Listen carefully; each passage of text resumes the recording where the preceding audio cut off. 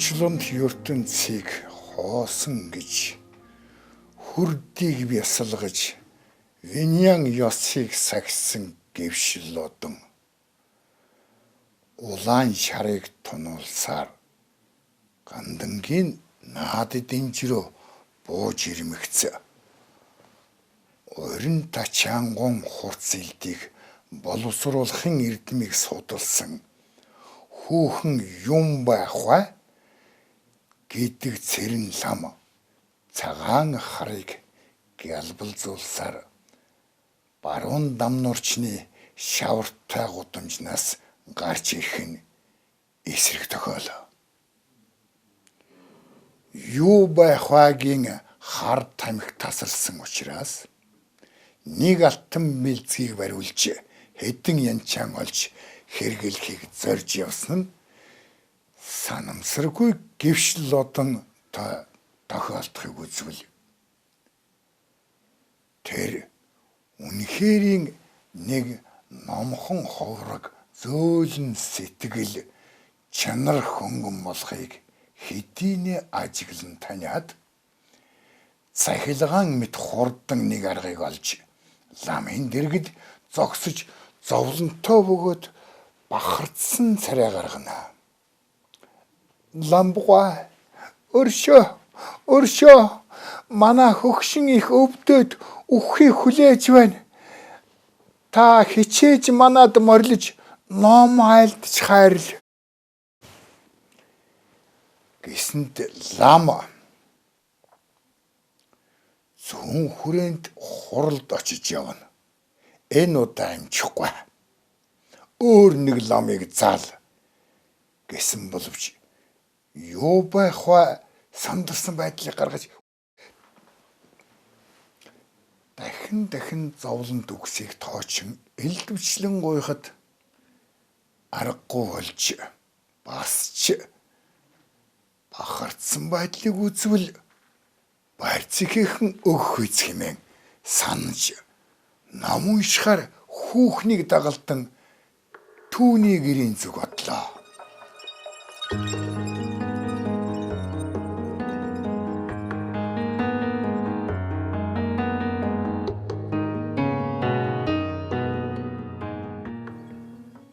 Зуны цагт баруун дамнуурчны таван гудамжны шавар үлэмж үнэр хангалах нь үнэхээр түмэн багц хүжийг шат авч үл дарагдмаар гэвшил одон ам хамрыг орхимжоороо бөглөн хүүхний хойноос намс алхана. Удалгүй нэг хувхацгаан хаалгаар орвол гангын арьс ширийн шорог агаар амтагдж зулсан үлснөөс салхинд хийсэн дээл хувцсанд наалдан хоёр нурсан шавар байшингийн нарийнхан завсраар өнгөрч баруун талд зүүн тишээ харсан нэг нүхшиг байшинд ороход хүүхэн ламыг сандал дээр суулгаад за би цаавад ирья гэд гарч явахын завсар лам гэр доторхыг ажиглавал байшингийн өмнөх этгээдэд нэг том ор байна. Хөнжил дэвсгэрийг цэмцгийтэл хураан засжээ. Эрээн давуугаар гучиж хойд этгээдэд нэг баг дөрвөлжин ширээг цагаан давуугаар бүтээж дээр нэг том цаг бас зураг хөрөг тавьсан байх юм а. Байшингийн дээвэр нь маш балтгар. Гэвшил одон өндөвл бараг толгойн толчхмаар. Нэг багахан цонхыг хоёр давхар муутуугаар битүүлэн нааж улаан цаасаар угуулзлуулан чимжээ. Байшингийн дотор өдөр байтал бүрий бараа байдлыг төрүүлнэ. Цонхны буланд нэг бяцхан нүх гаргасныг нь бодвол орох гарах хүмүүсийг ажигладаг бололтой. Удалгүй хүүхэн орж ирээд нэг аяг цай өгсний дараа за та ачид ламтан минь авралдаан толдож миний ихийг эдгэн сойрох гэж гуйлаа. Лам хүүхний зүг ажиглавал гадна нарны гэрэлд тэрний царай ухаа цагаанаараа өнгөгөө үзэгдэж байснаа. Харин энэ байшингийн дотор орж ирээд хоёр газар нь улаанаараа гэрэлтэж өглөөгүр залбирдаг цагаан дар их хөргийн адил үзэсгэлэнтэй гэрэлтэхэд ламын сэтгэл дотор ертөнцийн манан бяцхан пурхийн үүсэх бөгөөд ээлдэг их л ээлдэг зантайгаар за бүсгүй ээж чинь тэгээд хаана вэ гэж асуувал хөөхөн ихийг нэгэнт хуурамгаар өвчлүүлсэн болохоор тэнд байгаа гэж ламыг дагуулan нөгөө таслаханд орлоо. Нэг настай хөгшин хөнжлөөр 30 ястай хэвтэж байна. Хоймор нь бяцхан гүнгэр бата бурхан их л шороо тоосон дарагдсан үзэгдэн. Өмнө нь хятад янзаар хоёр улаан лаа хатхан тавьжээ.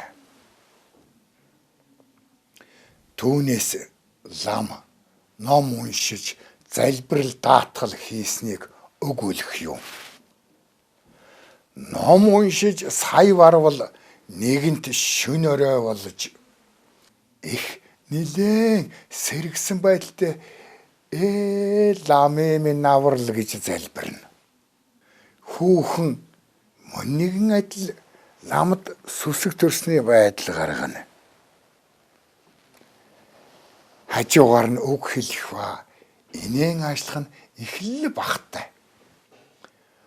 Хоёр хар нүдээ жирүүгнүүлэн эргэлдүүлэх бүрт лодонгийн сэтгэлд бяцхан ширүүн гал ноцсон алдна. Хүүхэн нэгэнт энэ байдлыг мэдээд ламбуга орой болсон болохоор та манай гэрт хоол зоглоод морилно уу гэсэнд лам нэгдүгээрт бяцхан ядарсан ба хоёрдугаарт ном уншсны хойно хоол идээд явдаг нь лам нарын тогтсон заншил болохоор даруй зөвшөөрчээ. Нөгөө байшинд хүүхнийг дагалдан оруул хүүхэн тогоончоод уудан хоол бэлтгүүлж ламыг зочлсноос гадна энэ үед хүүхний өвдг нь улам илүү болж шатралх нь нэн ойр тулав. Тийм ин ярилцсаар байтал ламын ертөнцийг шаашаах сэтгэл нь улам нэмэгдэж нэг үдшийн зур Гюнхрын аймаг дахь дөрвөн хамтгэр хэдэн гүнгэр бата бурхнаа мартжээ. Түүнээс хүүхэн үгүй өнөө нэгэнт орой болжээ. Бид энд таныг хүргэн унлахгүйгээс гадна бас бороо орж байх тул та энэ шөнө морилон хоноод маргааш харивал сайн биш үү? Гэсэнд лам хоош нэгэнд зовсон боловч орой болж бороо орж байгаа ба мөнч энд баахан зугаатай болох тул энэ шөнө бороо хонохыг нэгэнд шийдвэрлэлээ. Хүүхэн ч баясаж орд дэвсгэрийг заслаа. Тусын орд дэвсгэр дээр унтсан хойно мэдээч хэрэг хүүхэн хаяахан гэж зөөлөн ханаж ламын нойр хүрдгөө. Лам хэдийгээр хүүхэнд халдахыг хүсвч угаасаа эхнэр хүүхэнтэй төдийл ихэд холилдсангүй тул баахан хальширна. Ламбор тэсч ядахта шээн гэж шалтгаглан босож эргэн эрэхтэн хүүхний өвөрт оръё гэж сэтгэж гадаа гарч явлаа. Удалгүй эргэж ирээд гадна чагнуул чив чимээгүй. Хаалгыг татвал "Лабгой бяцхан байснараа" гэж хүүхний дуу алдахад юу болохыг хүлцэж ядан долоовор хороогаар норгож угаад байшингийн цаасан цонхыг цоолоод мөн л бяцхан нөхөр ажиглавал хүүхэн хөнжил дээр дотуур хувцсан тайлж байх нь дэнгийн гэрэлд үнэхээр үзэсгэлэнтэй үзэгдэж сэтгэлийг хөдлөхөд ламын хоосон чанарын бодлого хэдийнэ нөгөө ертөнцид шилжиж Виньян ёс нэгэнт баруун зууд одоод тачаангун гал дүрлзэн бадрахад орж хүүхний хамт нойрслоо.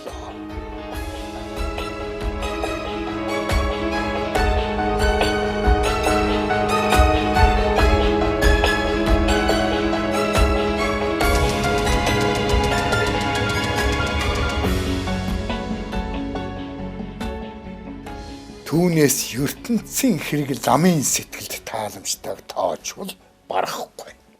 Даруй өглөө ирсэн боловч үдэш санагдан эргэж ирсээр нэгэнт хэдэн сар болж баруун дамнуурчныхаа гандангийн дэнч хоёрын хооронд нэг нарийнхан шин зам нэгдлээ. Түүнээс юу байх вэ? Лодонд үнэхээр дурлсан бус. Тийм болохоор энэ завсар баян гившийн буйнаар нэмэл тарвалдсан боловч бас хансшгүй. Гившлодон ертөнцийн цалам нэгэнт орхилогдож хүүхэнд автагдан юу гэвч гажуугүй болсон. Яв явсаар лам ганданд хашаа байшин ба гавж болохын тулд бэлтгэсэн хамаг юмаа бүгдийг нийлүүлж юу байх вад гуасайхан элбэг дэлбэг хашааваш нь төхөөрч хорооны газар хамтран суух боллоо.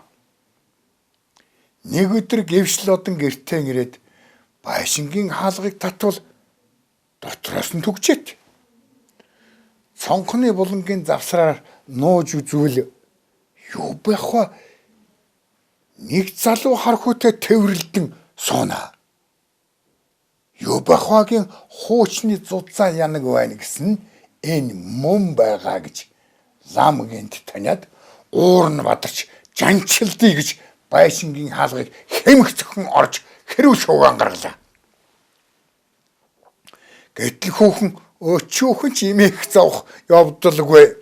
Харин ч бүр дургүй уучраа хэлж хараан загнаж хөөн гаргасанд лам заалтыг гэвч хувргийн ёсоо эвдсэн болохоор аргагүй гуны харан "Хүү минь би чамд хайртай. Одоо би хаана очих вэ? Өөр хүнтэй ханилах хамаагүй. Гагцгүй намайг л битгий орхи" гэж хоёр нүднээс ертөнцийн хар нулимсыг борооны туслал адил асгаруулна.